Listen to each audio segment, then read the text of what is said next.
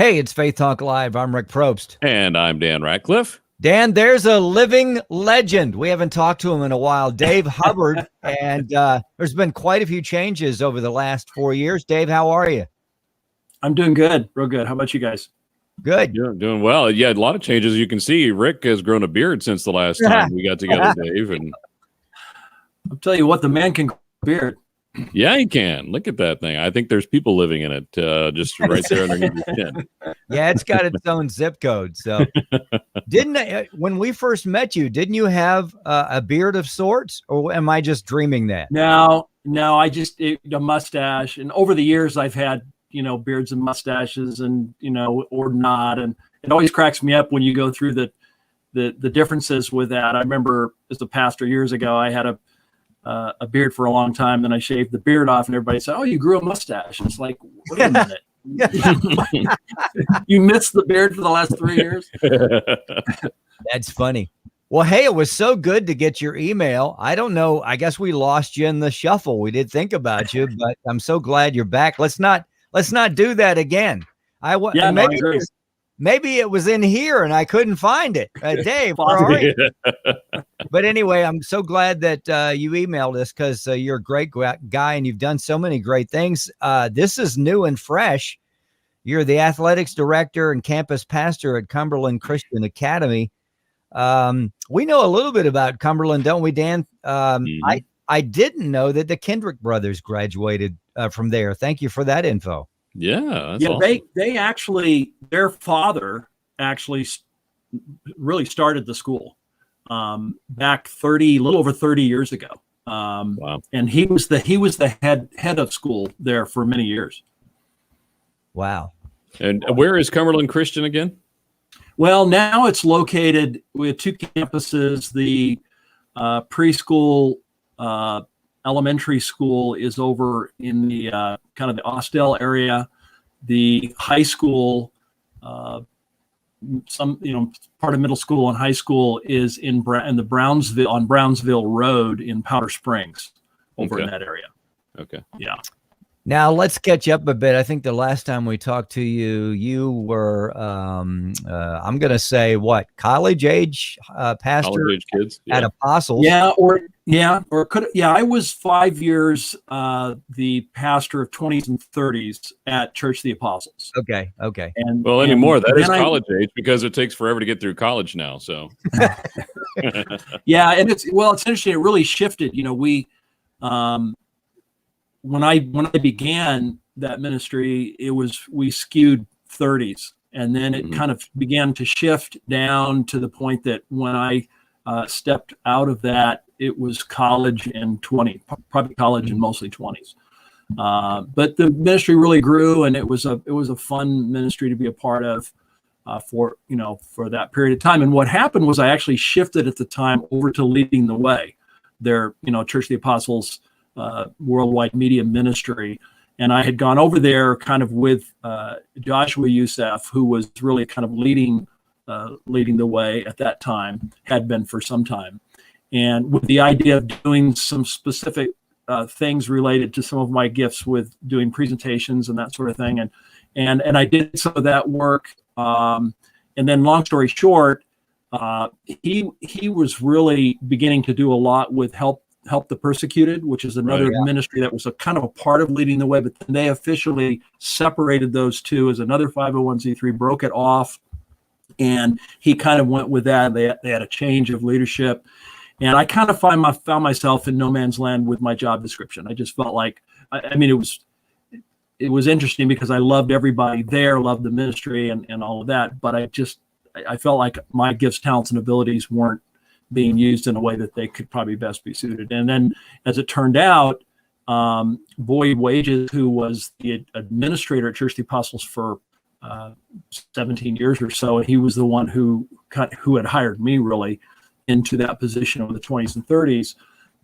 He was doing some consulting work he had retired, but doing some consulting work per Leading the Way's request to help them through some of those transitions. And he came by my office one day, and we just got talking, and I told him I kind of felt I was off with my job description, and he said, I got an idea. And then so he introduced me to Cumberland Christian Academy, which I knew nothing about. He was actually one going all the way back to its beginning that was part of forming the school. Mm-hmm. And his children went there, and he's been on the board forever. He's chairman of the board right now there. And so the idea initially was to kind of come on and help them through what was going to be some dramatic transition, which I didn't know, but I know now is, I guess, really typical these days of so many of those Christian schools that started like 30 years ago, because they were meeting with the kind of the big idea that developed then with let's proliferate more Christian schools, more Christian education. The schools existed by not really owning any property because they met at churches. They used churches. Mm-hmm. And what's happened is over time, that model, if you don't get to the point where you can kind of own your own property and control your own destiny, you're going to go out of business. Because, the church thing can really shift. Senior pastor changes, the board changes, and all of a sudden you're moving from this location to that location and so on and so forth. So the biggest change that's happened with Cumberland is that they now own their own property. And the idea is to get ultimately all of the schools on one campus, which would be at the Brownsville location. And so there's been I've been there, this is my third year. And the easiest way for me to, in fact, it was funny. I'll tell a story. The idea was that they definitely wanted me to they wanted to bring me on. They wanted me to put me in the mix. But they did kind of like, how do we do that? And I get a text from him one day. I'm sitting leading the way, and the text is, do you want to be the AD, the athletic director? And I'm like, where is that coming from? Because though I was a professional athlete and so it makes sense that you would be the AD. Have coached and so forth. It's like I've never been an AD before. So I texted him back. Literally, I said, "Well, my understanding is that the AD at UGA makes a really good salary." He texts me back and says, "If you can bring in 1% of what the AD at Georgia brings in to the school, we're all you're in." Yeah. So we kind of joke back and forth, but that they were letting their AD go at the time, and so it was kind of the natural place for me to come in. And the only thing, honestly, to be brutally honest, that made that work was Virginia Glover, who was the athletic coordinator, who really does all the work. She lives in the weeds and does the scheduling and all the stuff that really happens in the athletic world. And so I'm more of an athletic administrator, which I think is even the change in my title there. And then they asked me to teach some Bible classes, which I do and have really enjoyed. So I teach some classes, and I manage their chapels, which we do every week in terms of bringing in speakers or how we do those chapels through the course of the year. And but it's been I'm 65 years old. I feel like I've gone full circle back into youth ministry. It was like, wait a minute. Wait a minute.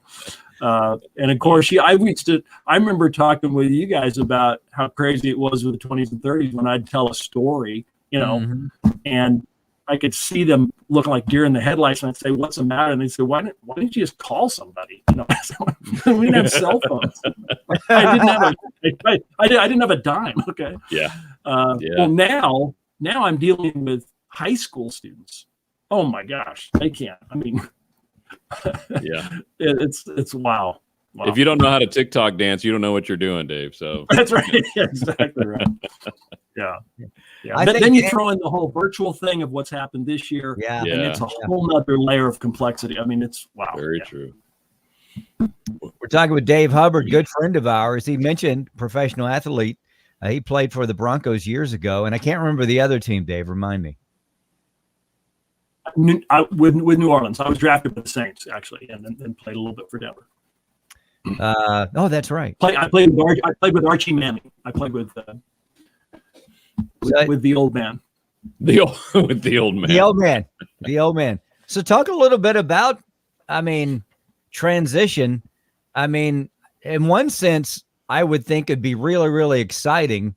And then the other sense, you're like, oh my God, what have I done? Kind of talk through the emotions and how God brought you through all of that. Well,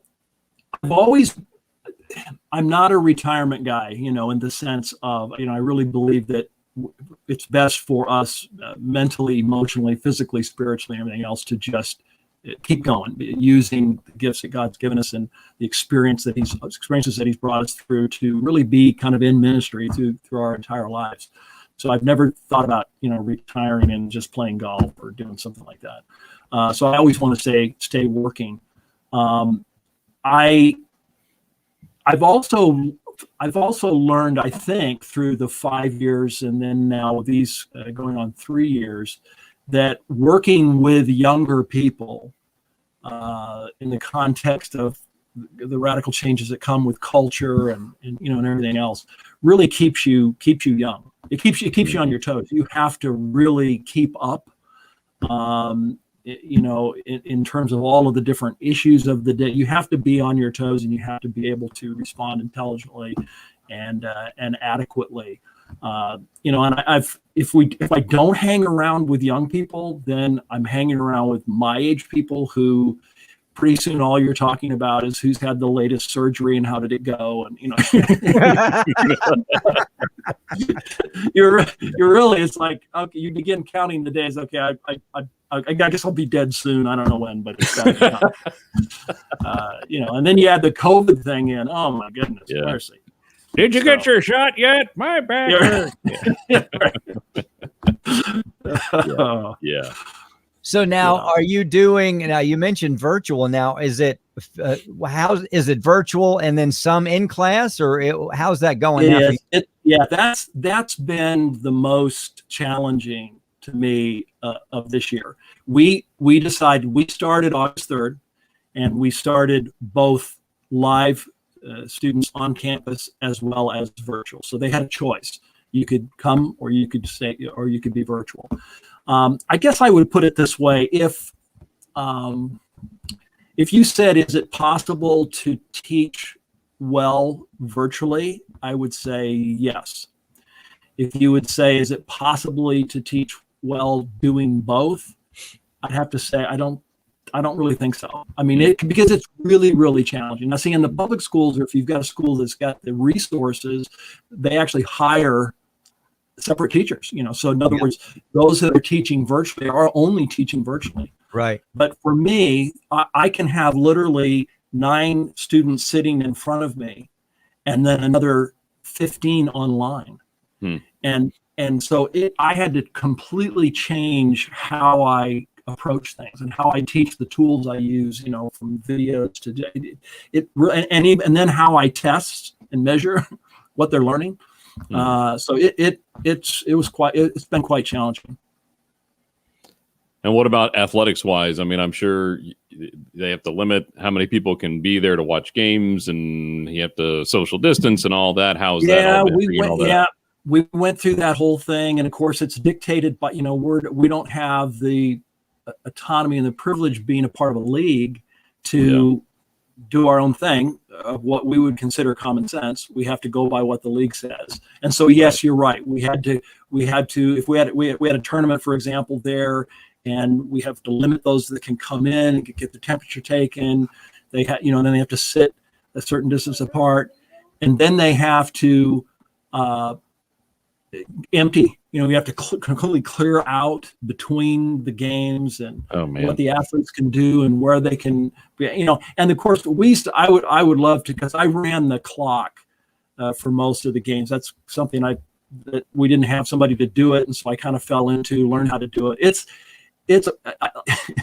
It's exactly like being an offensive lineman. It takes me back to being an offensive lineman, because if I do everything right when scoring the game, the clock with the buzzers and on time, nobody says a word. Nobody comes up and says, high five, Dave, that was awesome. But if I make one mistake, everybody will tell you. I don't stop the clock and there's 2 extra seconds, either way, or I put the score to the wrong team. And I face the the fans right on the other side, and they're like literally coming out of their seats, across the floor. It's just brutal.